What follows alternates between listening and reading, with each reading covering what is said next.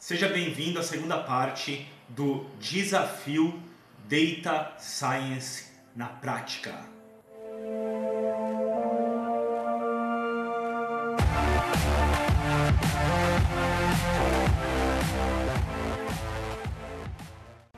E para essa segunda parte do desafio, eu trouxe algumas funções extremamente importantes e bem interessantes do Python para quem trabalha com modelagem e tratamento de dados no dia a dia.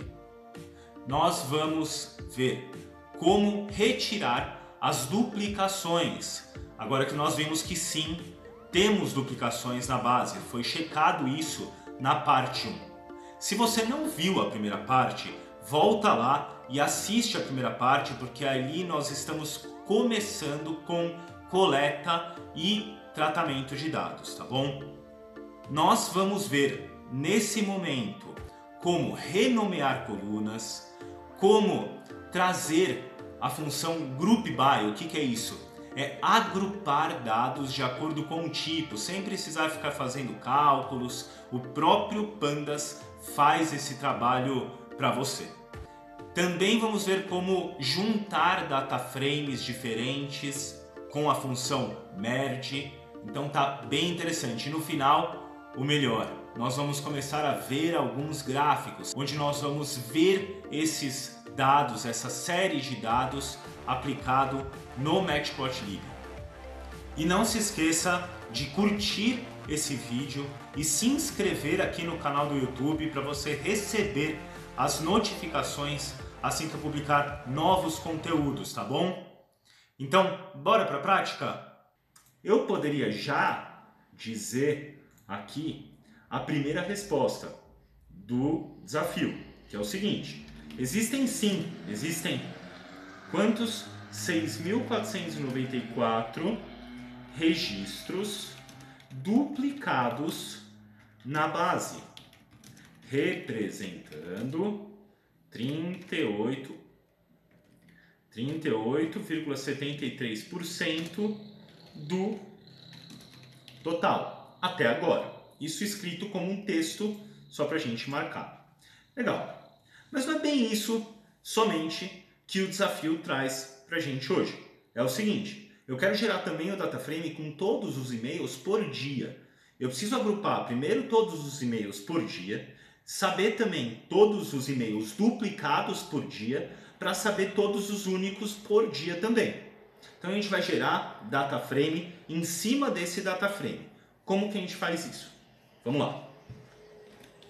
Eu vou trazer um data frame completo. Eu vou chamar ele de data frame full. Esse data frame full vai me retornar o quê? O data frame original, existe uma função chamada group by. Group by o quê? Eu quero agrupar por coluna dia. Lembra aquela que a gente criou agora, que era data originalmente, só que ela estava com a hora?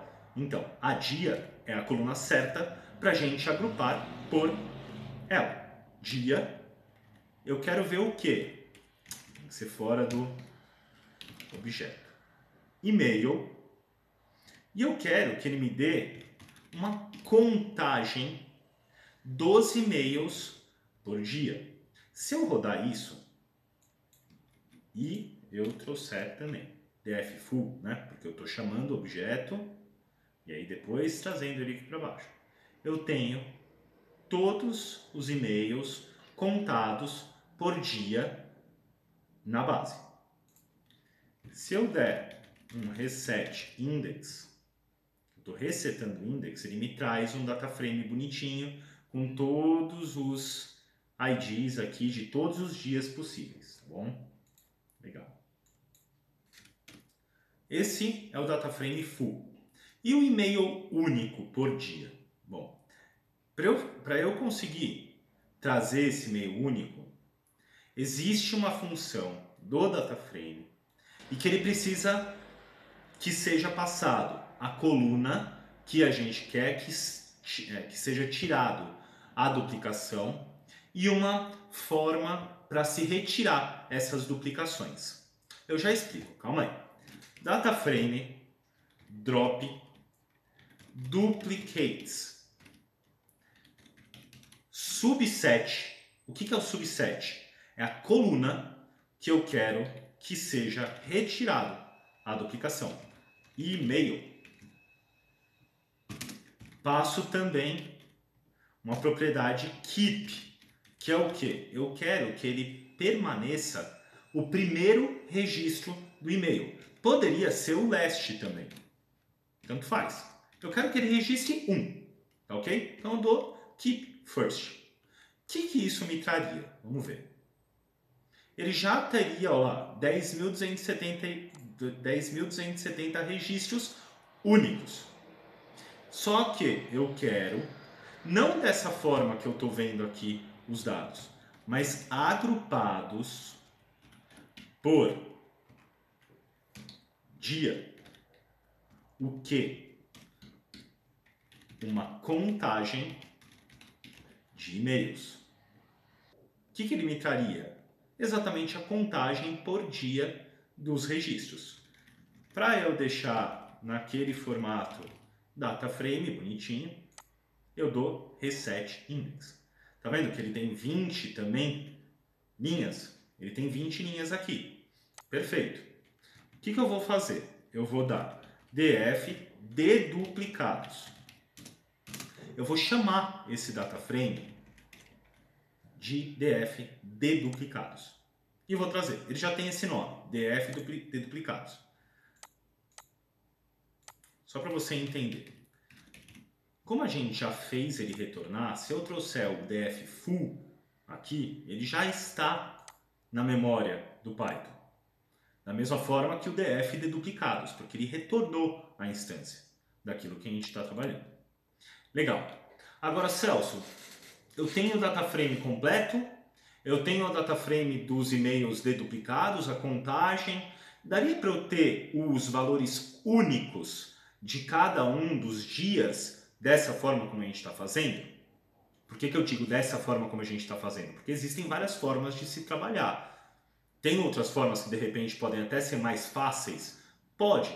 Porém, a gente está usando essa forma exatamente para você entender esses conceitos de data frame, de duplicados, de shape, enfim, tá? Então, como que a gente faz isso? Uma outra propriedade do Pandas, chamado merge, requer... O que ele faz, primeiro de tudo? Ele junta data frames mediante uma coluna. O que ele precisa para que isso aconteça? Primeiro, que você passe a coluna na qual você quer fazer esse merge. E depois, qual é a forma que você quer trabalhar esse merge? Pode ser juntando as duas, pode ser deixando os registros de cada uma. Como nesse caso a gente tem a mesma quantidade de linhas e a gente vai usar a coluna dia para fazer esse merge, não vai ter problema. A gente vai conseguir fazer ele bem tranquilo. Como é que a gente faz isso? Bom, lembra que a gente tem o full? Pois é, aquele data frame primeiro. Eu passo o segundo data frame também. Data frame deduplicados. Um data frame junto com outro. Para juntar, como faz? Pois é, precisa que seja passado o que ele vai considerar para esse merge. How? Como? Alter. Fora. Considera as duas realidades e junta os dois por uma chave. Qual que é essa chave? On. O que é on? Sempre que eu preciso juntar em alguma coluna, eu uso o on. Dia. Então quer dizer que eu vou conseguir juntar por dia a quantidade de registros? Sim, olha só. O df full com o df duplicados, eu considerei o dia como coluna e juntei aquelas duas data frames. Mas você concorda comigo que ficou meio estranho esse nome? E-mail underline x, e-mail underline y. Sei lá. Bom, primeiro de tudo, vamos fazer o seguinte, vamos gerar um data frame desse resultado. Então, df compara é exatamente esse data frame com o nome compara. Vamos renomear as colunas. Como assim renomear as colunas? Bom, Eu não quero que seja chamado e-mail X e e-mail Y. Eu quero que seja chamado, e para isso eu dou o atributo rename, eu dou uma função rename pro DataFrame compara com colunas. Eu quero que faça o seguinte, com as colunas quais? E-mail underline X chama para mim com o nome de total e e-mail underline Y chama para mim de únicos. O que é esse colchete aqui? Colchete é o que a gente chama de dicionário em Python. Ele pega algo que a gente queira dar de mudança ou alguma coluna, algo que a gente queira e faz alguma coisa. Nesse caso, a gente está usando compara rename, a gente está usando a propriedade rename, passando o dicionário, onde o primeiro atributo aí, o primeiro valor é o e-mail X que a gente quer rename, renomear, como total. E o segundo, e-mail Y, que a gente quer renomear como únicos. Será que dá certo isso? Vamos ver?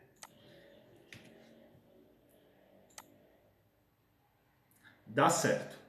Porém, o que acontece? Eu preciso, quando eu faço isso, para que seja usado, para que ele entenda isso, para que ele registre e não faça uma vez só esse rename, mas sim que ele use no DataFrame como um novo nome da coluna, eu tenho que passar o valor inPlace igual a true. E aí sim, ele vai me trazer. Legal. Então, quer dizer que esse df compara, ele já está com os nomes das colunas? Sim, ele já está com o nome, em vez de e-mail X, que a gente tinha aqui, como total, e e-mail Y como únicos. Legal? Então, vamos em frente. O que eu quero trazer aqui? Bom, agora eu tenho um data frame de total e únicos por dia, e eu quero trazer uma outra lista. Qual lista? Eu quero saber a contagem dos e-mails duplicados por dia. Então eu vou trazer uma nova coluna chamada duplicados, que faz o quê? Simples. Pega o valor de total e diminui o valor de únicos. O que isso vai me trazer? Se eu puxar de novo, se eu chamar de novo, df compara, ele tem. Olha lá, olha o que ele está me trazendo. O total de registros lá no dia 16 era 15, só que de únicos eu tinha 9. Quantos duplicados então eu tenho? 6. Ué, 15 menos 9, 6. 2.110 para 1.839 também, 271. Eu tenho essa lógica já trabalhada e mais, a cada novo update desse script, e a gente vai fazer isso no final do desafio, a gente tem todos os dias, novos dias, gerando a quantidade de e-mails duplicados, como o enunciado do desafio a gente tinha. Então, legal. Agora que eu já consegui identificar isso aqui, deixa eu até puxar para cá para ficar mesmo na linha. Você já vai aproveitando para entender um pouquinho como é que esses comandos aqui funcionam, do Jupyter. Ótimo. Agora a gente vai gerar o gráfico. Primeiro gráfico que a gente vai gerar juntos aqui. Eu quero saber o seguinte. O df compara é o que eu estou trazendo. Existe uma propriedade chamada pivotable. Oi? Excel? Tipo Excel. Você pivota também aqui. Você pivota com o objetivo de passar para um gráfico, por exemplo, os tipos de divisão que você quer. Então você tem 3 colunas. Como é que eu faço para gerar no mesmo gráfico essas 3 colunas? Bom, você simplesmente usa um pivot table. Então você pivota como? Pivot table. valores. Quais valores? Eu vou passar aqui total, únicos e duplicados. O índice, eu vou usar aquele do dia, index, dia. O que isso vai me trazer? Vamos ver? Olha só, ele já está me fazendo algo diferente do que ele tinha aqui, ó. Ele já me trouxe uma outra coluna, porque ele está entendendo que eu vou fazer alguma coisa com esse duplicados, total e únicos. Como que eu vou plotar um gráfico nesse caso? Eu chamo o plot, que é uma propriedade do matplotlib, onde o tipo de plot que eu quero é um tipo de área. Esse tipo de área, eu vou trabalhar cada fase dele para você ver. Ó, se eu quiser um plot de kind área, ou seja, de tipo área, ele vai me gerar um plot. Só que você vê que não tá legal, tá feio, tá? Pois é. Existe uma propriedade chamada fig size, que pede para eu retornar um valor que eu gosto de trabalhar para completar ele inteiro de 16 por 6. Olha o que acontece, fica bem mais bonito, bem mais apresentável.